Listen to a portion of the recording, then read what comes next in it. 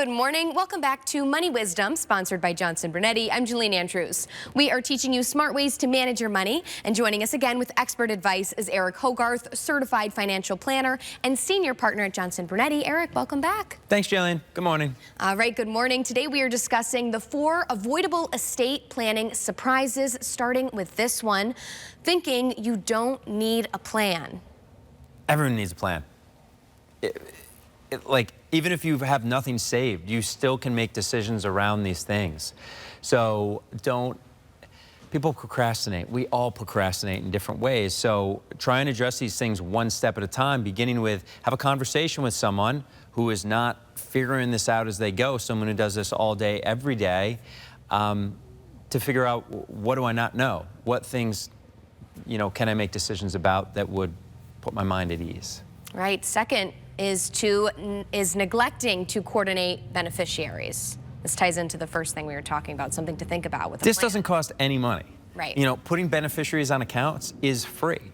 And like a bank account, like you can have a transfer of death on a bank account. Many bank accounts, dare I say most, I'm not in the banking industry, don't have those things on there. And then all of a sudden someone dies, it's like, well, I've been coming to this bank for years. Of course I can access that account. No, you can't, because they have to, transact within the confines of the law and make sure that stuff is protected. Beneficiaries on retirement accounts, you can have multiple beneficiaries. You can have contingent beneficiaries. I mean, I've seen scenarios where people have died and their beneficiary is their ex-wife and their new wife is not thrilled. Like, that used to sound like a joke, but like that stuff happens. Or you leave money to a special needs child, and that can be a disaster. Not because the child's making mistakes, but now they lose these benefits. So these are all important, but also easy things to address. And makes it easier for your family so they don't have to be worried in a whirlwind. Or trying to figure out what you wanted. Right. Because you didn't take the time to tell them what you wanted because no one wanted to talk about you dying, and now we're here. I know how much you care about the people in your world, so figure out a way to talk about that. Or enlist the help of a professional who could help you. Sure. Our third avoidable mistake is forgetting about taxes. I had a client email me yesterday. He emailed me from Hawaii, where he lives, which is sweet. And he's 73 years old. And he said, Eric, is there a way that we could start giving money to a charity in a tax-efficient way? And so you talk about things like QCDs, which is where you can move money out of a retirement account, satisfying your required minimum distribution to give it to the charity, satisfies your RMD, you're not paying taxes on it, benefits them.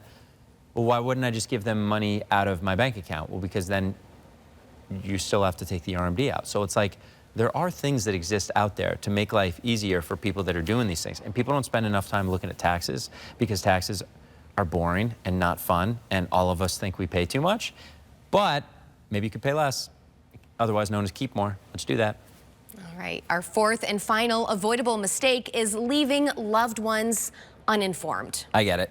I mean, running out of money is a huge one as far as a concern for a 65-year-old, but this one might ultimately be the biggest one. Is you talk about the baby boomers retiring now, the vast majority of whom never inherited anything, didn't grow up with any kind of wealth, and they're good with money and they live within their means and they're frugal, and now they have wealth. And they're probably going to be like that for the rest of their life, because if you have a good value system around saving money, you're not going to all of a sudden decide you need a Ferrari collection when you retire. Right.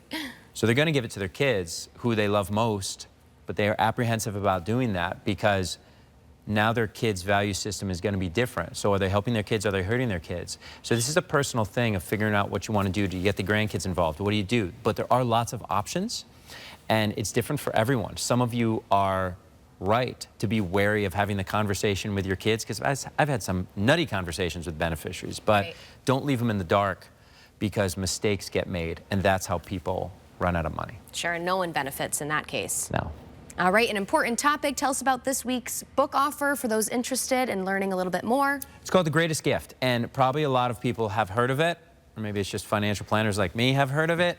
But you can get it at moneywisdomtv.com. It is a very helpful book, and it addresses this stuff. It talks about how you might talk about this, or maybe you don't want to talk about this. I personally have sat with thousands of people, and everyone's different and everyone's similar in some ways. Everyone has these concerns when it comes to their family, their health, their future, all these things. So I think this book really helps. Again, it's called The Greatest Gift. I really encourage people to read it because it will help you on some stuff that maybe you weren't even aware you needed help on. So go to moneywisdomtv.com. It's free. We'll get it to you. You know, I hope you get it and you read it. All right, Eric, as always, important advice. Thank you for your time. Thanks, Shailene. All right, one more time. That is moneywisdomtv.com for CT Buzz. I'm Jillian Andrews. We'll see you next time.